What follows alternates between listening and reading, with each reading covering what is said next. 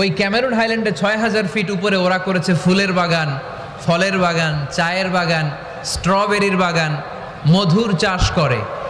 আর এই ৬,০০০ ফিট উপরে এই ভেজিটেবলস আইটেমগুলো দিয়ে তারা পুরো মালয়েশিয়ার খাদ্যদ্রব্যের যত সংকট, সব সংকট তারা দূরীভূত করেছে। সুবহানাল্লাহ পড়েন। কোটিপতি আর মিলিয়নিয়ার, বিলিয়নিয়ার হালাল পন্থায় যারা হতে চাও, your job is just produce new idea. নতুন নতুন কি লাগবে? আইডিয়া লাগবে। আইডিয়ার অনেক দাম। এই যে কিছুদিন আগে উবার নামে একটা কোম্পানির নাম শুনেছো তোমরা? কি নাম? ঢাকায়। আমি ওদের ব্যাপারে একটা রিপোর্ট পড়ে অবাক হয়েছে। এই উবারের কোনো পুঁজিপাতি কিছু নাই, ওদের কিছু অফিস আর স্টাফ। মানুষের গাড়ি দিয়ে ওরা ব্যবসা করে। মানে কইয়ের তেল দিয়ে কি ভাজে? কই ভাজে। এটাও বুঝেন আপনারা? কইয়ের তেল দিয়ে কই ভাজা। ওরা just they launch a company and they set up some staff. Company আছে, স্টাফ আছে, আর একটা মোবাইল অ্যাপস আছে। এই মোবাইল অ্যাপসের মধ্যে দিয়ে where you intend to go, কোথায় যেতে চান লিখবেন, কোন জায়গা থেকে যেতে চান লিখবেন, গাড়ি এসে হাজির। আপনি টাকা পে করে দিবেন, ওই টাকার একটা পার্সেন্টেজ ওই কোম্পানির মধ্যে চলে যাবে। What an idea! সারা বিশ্বে এখন শুরু হয়েছে। আমেরিকার সান ফ্রান্সিসকো একটা স্টেট আছে, সেখান থেকে তারা এই উবারের কার্যক্রম শুরু করেছে। 775টা শহরে উবারের এই অপারেশন কার্যক্রম চালু হয়েছে। 63টা দেশে ওদের সেন্টার আছে। আমাদের ঢাকাতেও আছে না নাই? আমি অবাক হলাম, 2018 সালে ওদের প্রফিট, ওদের রেভিনিউ হচ্ছে 11.27 billion US dollar, 11.27 billion dollar. Could you imagine that? আপনি কি কল্পনা করতে পারেন? বসে বসে অন্যের গাড়ি দিয়ে, অন্যের মাল সামান দিয়ে, অন্যকে ঘাটিয়ে কোটি কোটি টাকার ব্যবসা। তারপরে এই যে আমাদের প্রত্যেকের একটা অ্যাকাউন্ট আছে এক জায়গায়, কি নাম? কি বুক? কি বুক? সবাই জানেন? হুজুর আপনারও আছে? মাশাআল্লাহ। এই যে ফেসবুকের জন্য আমরা খেটে যাচ্ছি, দিন নাই রাত নাই, আমরা যে স্ক্রলিং করছি, লাইক দিচ্ছি, শেয়ার দিচ্ছি, we all are the staff of Facebook. আমরা সবাই ফেসবুকের এমপ্লয়ি, কাজ করে যাচ্ছি। Just idea. এই আইডিয়া দেওয়ার কারণে কোটি কোটি বিলিয়ন ডলারের ওর মালিক বানাই দিছে কে? এজন্য নতুন নতুন আইডিয়ার দরকার আছে না নাই? আমাদের বাংলাদেশের ছেলেদের ভালো আইডিয়া আছে, তার প্রমাণ ওরা বানাইছে উবার, আমরা বানাইছি পাঠাও। আমরা বানাইছি কি? পাঠাওয়ে চড়ছেন কারা কারা দেখি? ওরে Allah, all are the smart guys. মাশাআল্লাহ, হাত নামান। পাঠাও তো উবারের চেয়ে আরো দুর্দান্ত আইডিয়া। প্রাইভেট কার যেতে পারে না জ্যামের মাঝখানে, কিন্তু পাঠাও হচ্ছে মোটরসাইকেল রাইড, চিপাচাপা দিয়ে চলে যায়। আছে না নাই? তো এরপরে নতুন কি আসবে, এই দায়িত্বটা তোমার মাথা থেকে বের করতে হবে। এই এন্টারপ্রেনারশিপ, নতুন করে উদ্যোগী হতে হবে। এই ভাইয়ের মতো বিলিয়নিয়ার হতে চাও, মিলিয়নিয়ার হতে চাও, you have to generate new ideas. নতুন নতুন আইডিয়াই তোমাকে হালাল পন্থায় বিলিয়নিয়ার বানাতে পারে, ঠিক কিনা? আত-তাজিরা সাদুক আল-আমিন মা'আন নাবিয়্যিন ওয়াস সিদ্দীকিন ওয়াশ শুহাদাই ওয়াস সালিহিন। আমানতদার, সত্যবাদী ব্যবসায়ী কিয়ামতের দিন নবীদের সাথে, শাহীদদের সাথে, সিদ্দীকিনদের সাথে, সৎ কর্মশীল ব্যক্তিদের সাথে দাঁড়িয়ে যাবে। চিৎকার করে পড়েন সুবহানাল্লাহ। এজন্য নতুন নতুন যত আইডিয়া আছে এগুলো আমাদের মাথা থেকে বের করতে হবে, তাহলেই আমাদের ব্যবসায় বরকত দিবে কে? সম্মানিত সুধী, তাই বলছিলাম আমরা নিজের পায়ে দাঁড়াতে চাই, আমরা কিছু করে দেখাতে চাই, আমরা স্বাবলম্বী হতে চাই। পরিশ্রম করতে হবে, পরিশ্রমের কোনো বিকল্প নেই। There is no alternative way to struggle. Struggle তোমাকে করতেই হবে। কেউ তোমার জন্য স্পেস তৈরি করে দিবে না। এই পৃথিবীতে কেউ কাউকে জায়গা দেয় না, এই পৃথিবীতে এসে জায়গা করে নিতে হয়। চিৎকার দিয়ে বলো ঠিক কিনা? হুঙ্কার দিয়ে পৃথিবীবাসীকে জানিয়ে দিতে হয় আমি এসেছি। মায়ের পেট থেকে যখন আমরা বেরোই, আমরা কি বলি? ওয়াও ওয়াও বলে নিজের অস্তিত্বের জানান দেই যে আমি এসেছি, এই পৃথিবীতে আমি জায়গা করে নিতে এসেছি। Life is not a bed of roses. এই পৃথিবী ফুলের বিছানো সজ্জা নয়। এখানে কষ্ট করতে হবে, পরিশ্রম করতে হবে, ঘাম ঝরাতে হবে। পরিশ্রমের ঘামে যে লোনা পানি থাকে, ওই লোনা পানিতে জন্ম নেয় সফলতার বীজ।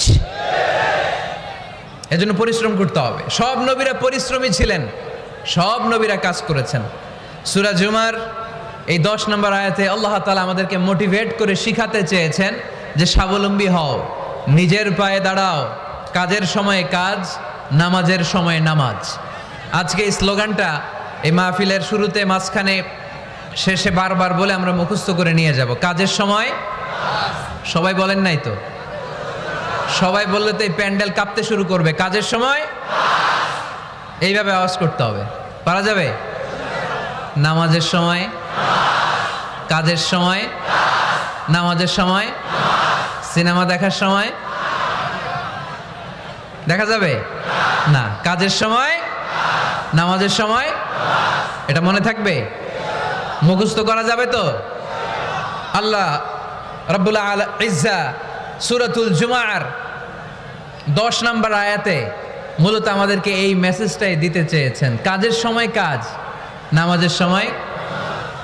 ফাইযা কুদিয়াতিস সালাতু ফান্তাশিরু ফিল আরদি ওয়াবতাগু মিন ফাদলিল্লাহ ওয়াযকুরুল্লাহা কাসীরান লাআল্লাকুম তুফলিহুন। সুবহানাল্লাহ পড়েন।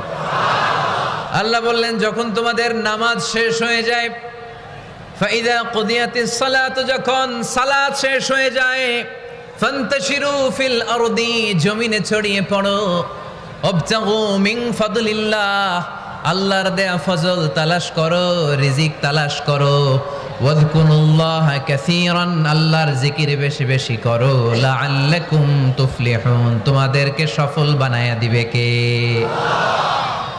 সিস্টেমটা খেয়াল করেন। ফাইদা কুদিয়াতিস সালাহ, যখন সালাত শেষ, ফান্তাশিরু ফিল আরদ, when you are done with your salah, spread out to your workplace, তোমার কাজের জায়গায় চলে যাও। নাকি মসজিদে বসে থাকবেন? নামাজ শেষে কি করতে হবে? কাজের জায়গায় চলে যেতে হবে।